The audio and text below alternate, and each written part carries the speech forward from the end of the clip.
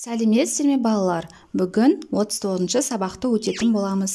Каналымызға міндетті түрде подписаться батырмасын басып, жазылып алыңыздар. Сіздер үшін пайдалы сабақтар шығып отырады. Абай шығармалары, ұрпаққа мәңгі мұра, сөйлемнің бірыңғай мүшелері, мәтіннің тақырыбы мен мазмұнының өзара сәйкестігін анықтаймын, сөйлемдегі бірыңғай мүшелерді ажыратамын. 31-ші жаттығу. Мәтінді оқы. Абай мен Жаңғытты шешен.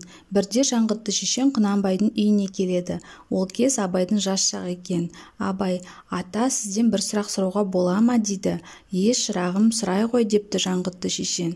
Ата, арзан не, қымбат не, дауасыз не, соны білейін деп едім, депті Абай. Шырағым Абайжан, арзан өтірік, қымбат шындық, ал дауасыз деген ол кәрілік емес пе? Жанарының оты бар екен, ақындығын шығар, маңдайын жазық екен, ойлылығын шығар, халқының қалаулы азаматы бол, деп Жаңғытты батасын беріпті. Мәтіннің тақырыбы мен мазмұнының өзара сәйкестігін анықта.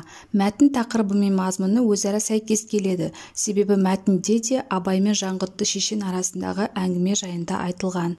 Жаңғытты шешен неліктен арзан өтірік, қымбат шындық деді? Өз ойыңды білдір. Жаңғытты шешеннің арзан өтірік, қымбат шындық деп айту себебі үнемі өтірік айтатын адамның қадірі кетеді, адамдардың сенімін жоғалтады. Ал шындықтың қымбат болу себебі шыншыл адам кесіп айтса да шындықты бетке айтады, ол әрқашанда жоғары бағаланады. 32-ші жаттығу. Пішіндер арқылы нақыл сөзді тауып оқы. Шыққан сөйлемді жаз. Адам баласына адам баласының бәрі дос деген нақыл сөз шығады. 33-ші жаттығу. Көп нүктенің орнына тиісті бірыңғай мүшелерді қойып, мәтінді көшіріп жаз. Абай өте білімді, байсалды адам. Ол жастарды оқуға, еңбек етуге, білімді болуға шақырды. 34-ші жаттығу. Бірыңғай мүшелерді ма, па, та, те, да, мен шылаулары арқылы байланыстырып өлеңді мәнерлеп оқы. Олай болса, барлығын орнына қойып оқып көрейік.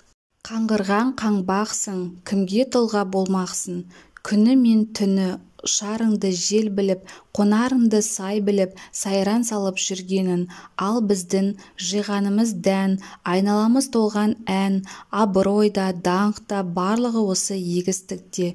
Бидайдың сөзі осымен бітті, қаңбақ жөніне зытты, дұрысын айтқан бидай ма, қаңбақ па, оны өздерің салмақта.